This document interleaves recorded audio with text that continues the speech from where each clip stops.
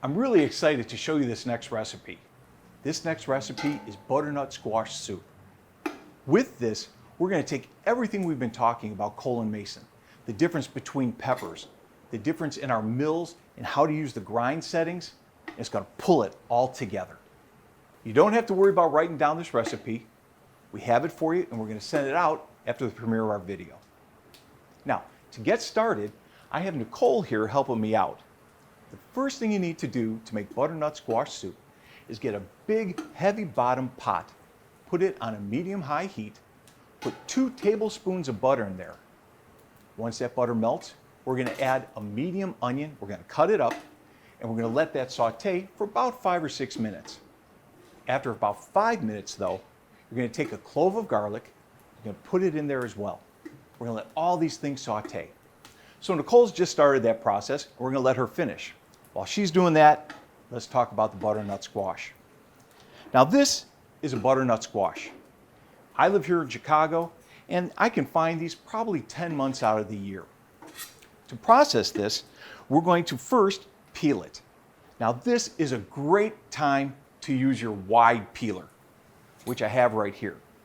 I've already started peeling this, so now I'm just going to finish peeling this butternut squash.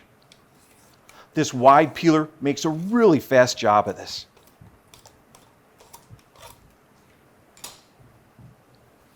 Now, I need to take the top and the bottom off this, so I'm going to take a really sharp knife and cut the top off and cut the bottom off.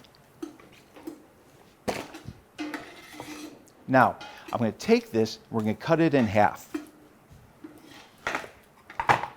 And you're going to see, just like a pumpkin, it has all these seeds and all these guts down here, and you don't need it. So just like a pumpkin, we're going to take a spoon and we're going to clear this out and just throw it right in the garbage. And we'll do that with both halves.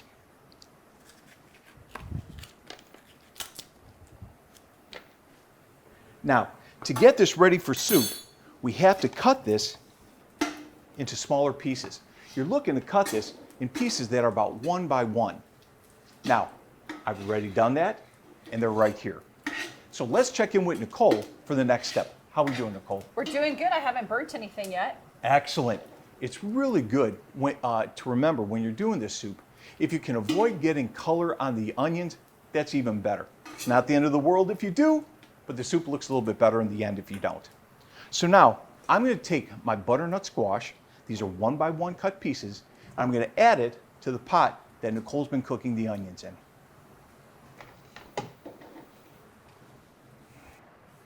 And now that we have the butternut squash in there, we're going to add 6 cups of chicken stock, which I have right here.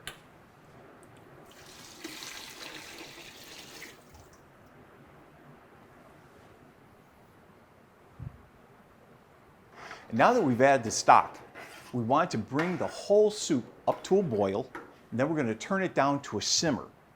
When soup simmers, that means just little bubbles are going to break the surface of it. We want to do this for about 20 minutes. The reason we're doing it for 20 minutes is we want to have our butternut squash pieces become fork tender.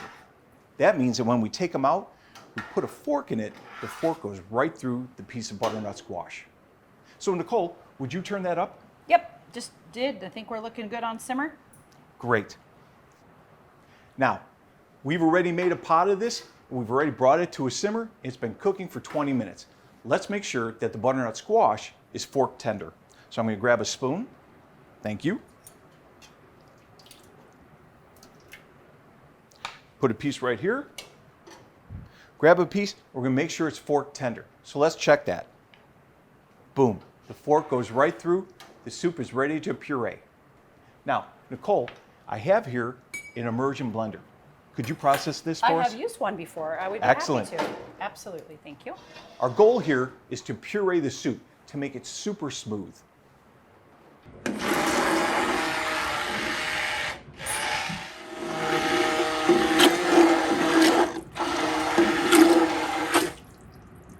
Now that Nicole is done pureeing the soup, we're going to season it. First, we're going to add about half a teaspoon of ground nutmeg. we're going to use our ad hoc nutmeg mill for that. And then, because we're seasoning experts, which we know means salt and pepper, we're going to add some salt. That should be about right. And now we're going to add pepper. Because this is a really nice velvety soup, we want to set our Derwent mill to the lowest setting we can. This is a very easy, very drinkable soup. You don't want your guests, when they're eating this, to get stuck on a big old honking piece of peppercorn and chew it. So we're going to use a very, very fine setting on this. We've all done that before. You take a bite of super salad and all you get is that pepper on the back of your throat and then you're coughing. It's not pretty. And then when I have my brother-in-law come over, Oh, yes, your favorite brother-in-law. yeah, they're spitting up in lawsuits and everything. It's It's just, bad. it's insane. It's bad. You either increase the insurance policy, don't invite him over the next time, or stop using the extra coarse pepper. Absolutely. So you can see here, because the grate on the pepper was so fine, it virtually disappears in the soup. I can't wait to taste this. Would you mind? I'd like to try it right now. I would love to. Excellent. I would love to. So I have a bowl right here. It's such a beautiful color. Isn't too. it great? It's perfect for this time of year. That's for you. Do I get a garnish? Yep, one I second. like a garnish. Everything has to. Here's my bowl. Yum. Now to garnish this soup, I love to use fresh sage. Now this is what fresh sage looks like. You can find it in almost any grocery store. For garnish, I like to give it a real fine cut and then garnish it right there in the bowl. Beautiful. This should taste just like fall. So let's make sure that I did a good job with it, right? Do it. Let's do it. I'm ready. Just the color makes me think I'm ready for fall already. That is so fall-like. Delicious, and what an easy soup to make. Yeah, I love it. it really is. I love that. I love that little hint of sage in there.